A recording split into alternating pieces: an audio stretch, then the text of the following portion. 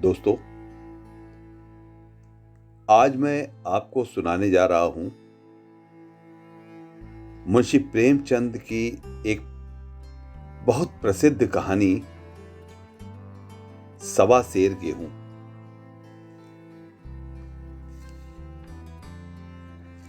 किसी गांव में शंकर नाम का एक कुर्मी किसान रहता था। सीधा साधा गरीब आदमी था।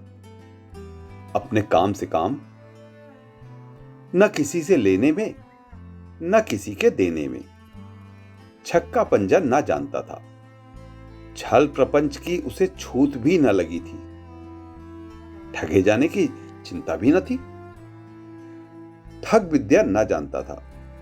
भोजन मिला खा लिया, ना मिला चबेने पर काट दी, और चबेना भी ना मिला तो पानी पी लिया और राम का नाम लेकर सो रहा।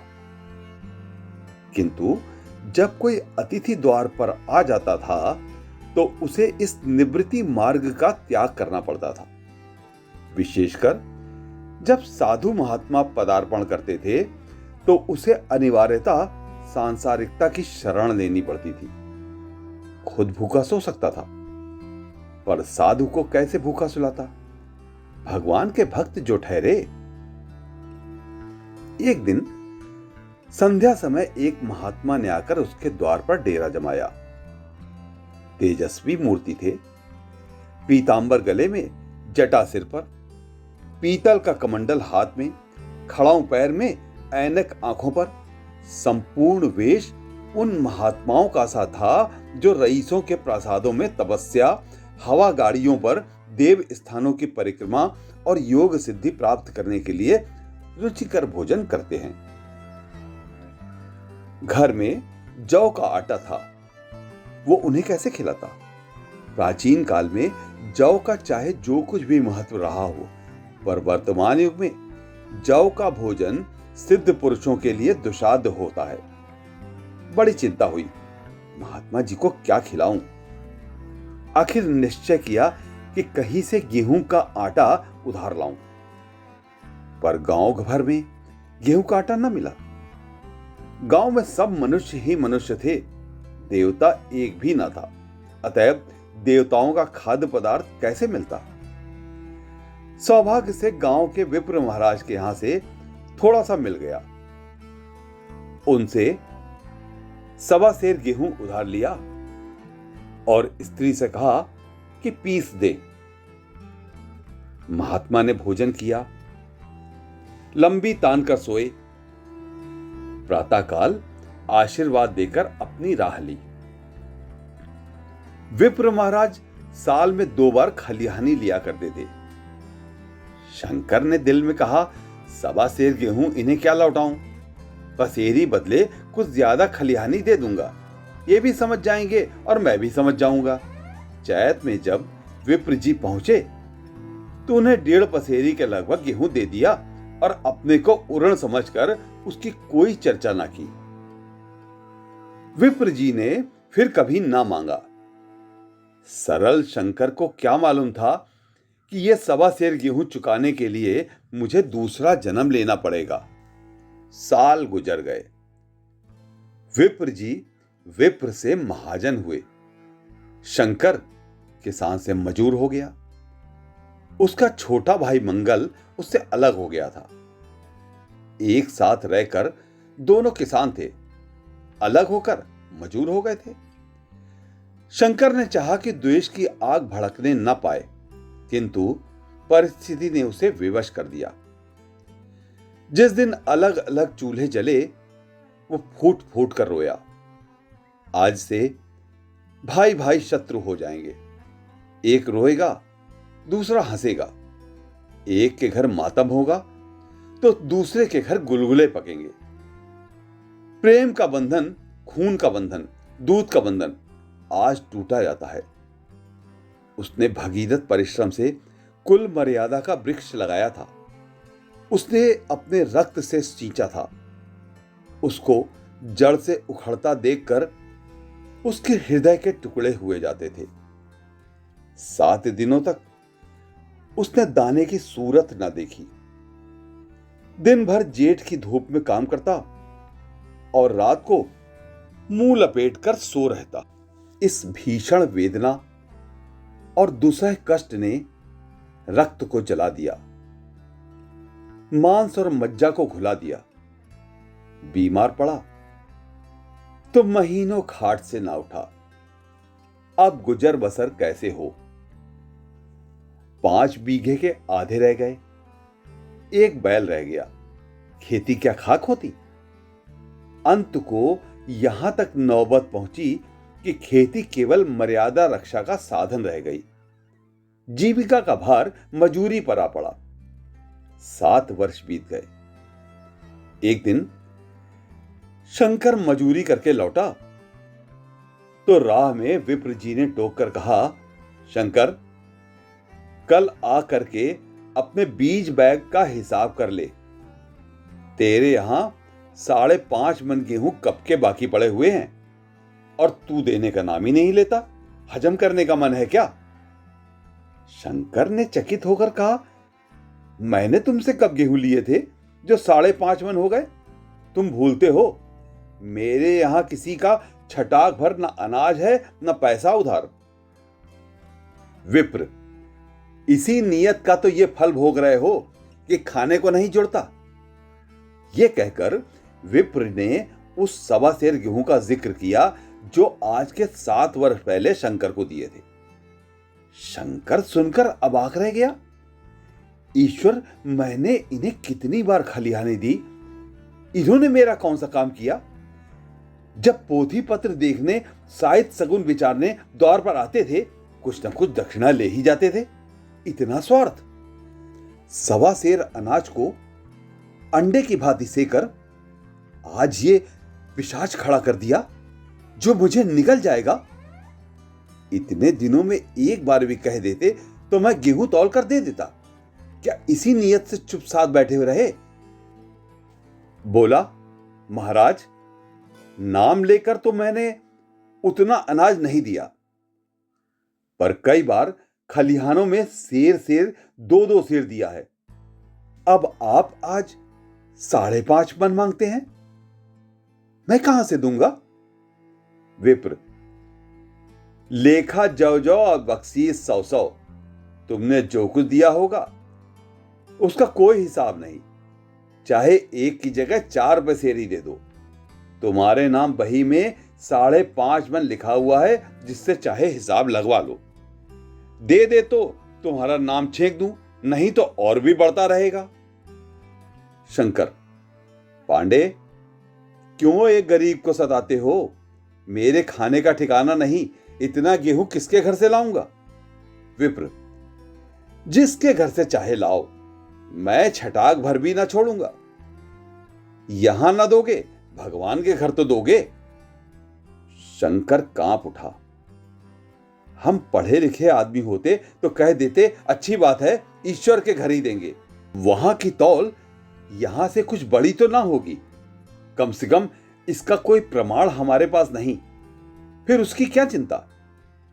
किंतु शंकर इतना तार्किक, इतना व्यवहार चतुर न था।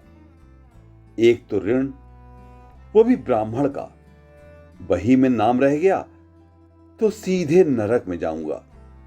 इस ख्याल ही से उसे रोमांच हो गया। बोला, महाराज, तुम्हारा जितना होगा यही दूंगा, ईश्वर के यहां क्यों दूं? इस जन्म में तो ठोकर खा ही रहा हूं, उस जन्म के लिए क्यों कांटे बोऊं? मगर यह कोई न्याय नहीं है। तुमने राई का पर्वत बना दिया। ब्राह्मण होके तुम्हें ऐसा नहीं करना चाहिए था। उसी घड़ी तगादा करके ले लिया होता तो आज मेरे सिर पर इतना बड़ा बोझ क्यों रहता? मैं तो दे दूंगा, लेकिन तुम्हें भगवान के यहां जवाब देना पड़ेगा। विप्र, वहां का डर तुम्हें होगा, मुझे क्यों होने लगा? वहां तो सब अपने ही भाई बंधु हैं, ऋषि मुनि सब तो ब्राह्मण ही हैं, देवता ब्राह्मण हैं, जो कुछ बने बिगड़ेगी संभाल लेंगे। तो कब देते हो? शंकर, मेरे पास रखा तो है नहीं। किसी से मांग जांच कर लाऊंगा तभी न दूंगा। विप्र, मैं ये ना मानूंगा। 7 साल हो गए, अब एक दिन का भी मुलाहिजा ना करूंगा। गेहूं नहीं दे सकते तो दस्तावेज लिख दो। शंकर, मुझे तो देना है, चाहे गेहूं लो चाहे दस्तावेज दिखाओ। किस हिसाब से दाम रखोगे? विप्र, बाजार भाव 5 सेर का है, तुम्हें 5.25 सेर का काट दूंगा। शंकर, जब दे ही रहा हूं तो बाजार भाव काटूंगा, पाव भर छुड़ाकर क्यों दोषी बनूं? हिसाब लगाया तो गेहूं के दाम 60 रुपए हुए। 60 रुपए का दस्तावेज लिखा गया, 3 रुपए सैकड़े सूद। साल भर में न देने पर सूद की दर 2.5 रुपए सैकड़े। 8 आने का स्टैंप, 4 आने दस्तावेज की तहरीर शंकर को ऊपर से देनी पड़ी।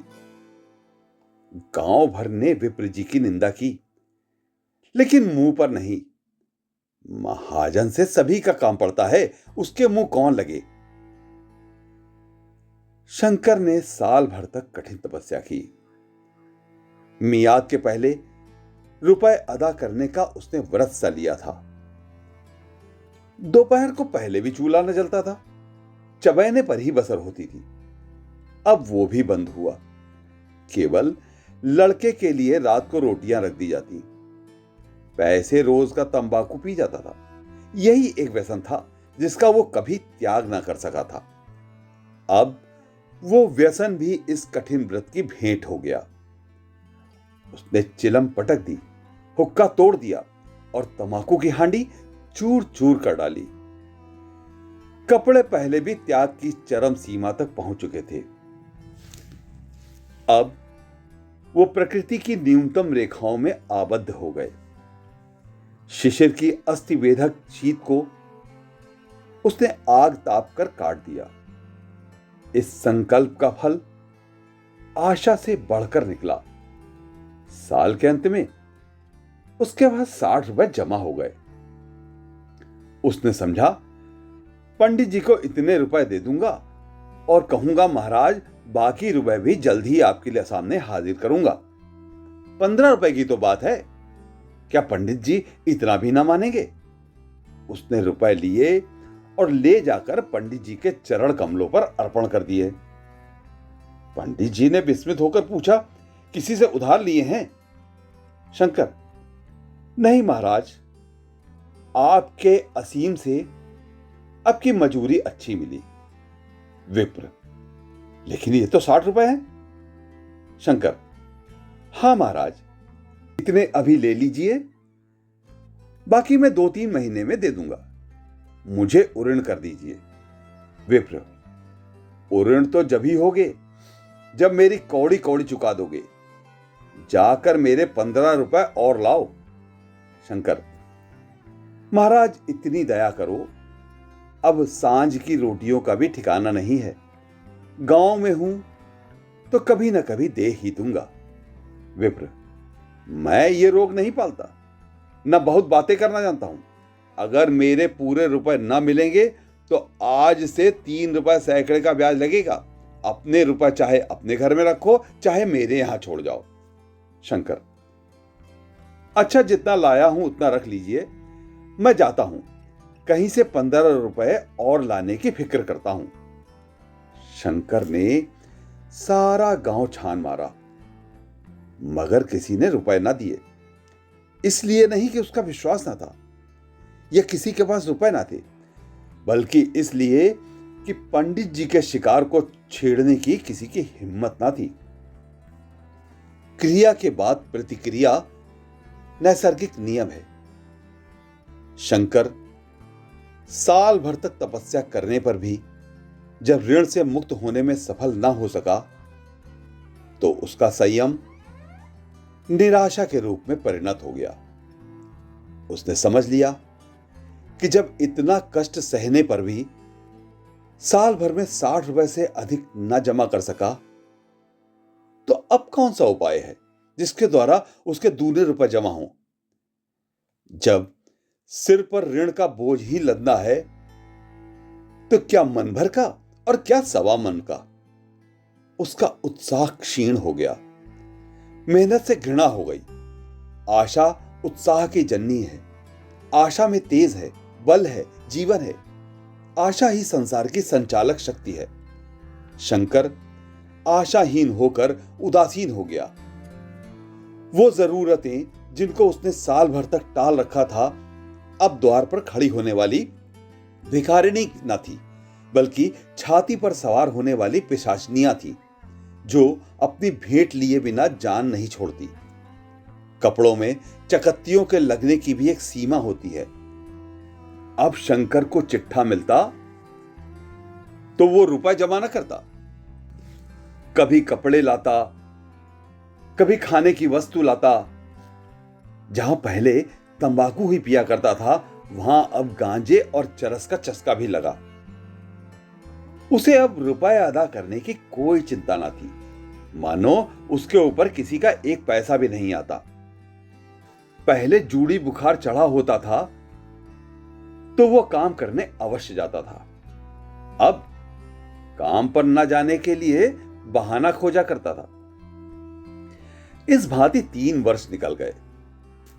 विप्र महाराज ने एक बार फिर तकादा किया। वो चतुर शिकारी की भांति अचूक निशाना लगाना चाहते थे। पहले से शिकार को चौंकाना उनकी नीति के विरुद्ध था। एक दिन पंडित जी ने शंकर को बुलाकर हिसाब दिखाया। 60 रुपए जो जमा थे, वो मिन्हा करने पर भी अब शंकर के जिम्मे 120 रुपए निकले। शंकर, इतने रुपए उसी जन्म में दूंगा, इस जन्म में नहीं हो सकते। विप्र, मैं इसी जन्म में लूंगा। मूल ना सही, सूद तो देना ही पड़ेगा। शंकर, एक बैल है, वो ले लीजिए। और मेरे पास क्या रखा है? विप्र, मुझे बैल बधिया लेकर क्या करना है? मुझे देने को तुम्हारे पास बहुत कुछ है। शंकर, और क्या है महाराज? विप्र, कुछ है। तुम तो हो, आखिर तुम भी कहीं मजदूरी करने जाते ही हो। मुझे भी खेती के लिए मजदूर रखना ही पड़ता है। सूद में तुम हमारे यहां काम किया करो। जब सुविधा हो तो मूल दे देना। सच तो यह है कि अब तुम किसी दूसरी जगह काम करने नहीं जा सकते, जब तक मेरे सारे रुपए चुका नहीं दोगे। तुम्हारे पास कोई जायदाद नहीं है। इतनी बड़ी गठरी में मैं किस एतबार पर छोड़ दूं? कौन इसका जिम्मा लेगा कि तुम मुझे महीने महीने सूद देते जाओगे? और कहीं कमाकर जब तुम मुझे सूद भी नहीं दे सकते, तो मूल की कौन कहे? शंकर, महाराज, सूद में तो काम करूंगा और खाऊंगा क्या? विप्र, तुम्हारी घरवाली है, लड़के हैं, क्या वो हाथ पांव कटा के बैठेंगे? रहा मैं, तुम्हें आधा सेर जौ रोज कलेवा के लिए दे दिया करूंगा। ओढ़ने को साल में एक कंबल पा जाओगे, एक मिर्जाई भी बनवा दिया करूंगा। और क्या चाहिए? ये सच है कि और लोग तुम्हें 6 आने देते हैं, लेकिन मुझे ऐसी गरज नहीं है। मैं तो तुम्हें रुपए भरने के लिए रखता हूं। शंकर ने कुछ देर तक गहरी चिंता में पड़े रहने के बाद कहा, महाराज, ये तो जन्म भर की गुलामी हुई। विप्र, गुलामी समझो चाहे मजूरी समझो, मैं अपने रुपए भराए बिना तुमको कभी ना छोड़ूंगा। तुम भागोगे तो तुम्हारा लड़का भरेगा। हां, जब कोई न रहेगा तब की बात दूसरी है। इस निर्णय की कहीं अपील न थी। मजूर की जमानत कौन करता? कहीं शरण न थी। भागकर कहां जाता? दूसरे दिन से उसने विप्र जी के यहां काम करना शुरू कर दिया। 1.25 सेर गेहूं की बदौलत उम्र भर के लिए गुलामी। पैरों में बेड़ी डालनी पड़ी। उस अभागे को अब अगर किसी विचार से संतोष होता था तो ये था कि वो मेरे पूर्व जन्म का संस्कार है। स्त्री को वे काम करने पड़ते थे जो उसने कभी न किए। बच्चे दाने को तरसते, लेकिन शंकर चुपचाप देखने के सिवा और कुछ ना कर सकता था। वो गेहूं के दाने किसी देवता के शाप की भांति पूरे जीवन उसके सिर से ना उतरे। शंकर ने विप्र जी के यहां 20 वर्ष तक गुलामी करने के बाद इस दूसरे संसार से प्रस्थान किया। 120 रुपए अभी तक उसके सिर पर सवार थे। पंडित जी ने उस गरीब को ईश्वर के दरबार में कष्ट देना उचित न समझा। इतने अन्यायी, इतने निर्दयी न थे। उसके जवान बेटे की गर्दन पकड़ी। आज तक वो विप्र जी के यहां काम करता है। उसका उद्धार कब होगा भी या नहीं, ईश्वर ही जाने। पाठक जनों, इस वृतांत को कपोल कल्पित न समझिए। ये सत्य घटना है। ऐसे शंकरों और ऐसे विप्रों से दुनिया खाली नहीं है। और ये कहानी यहीं पर समाप्त होती है।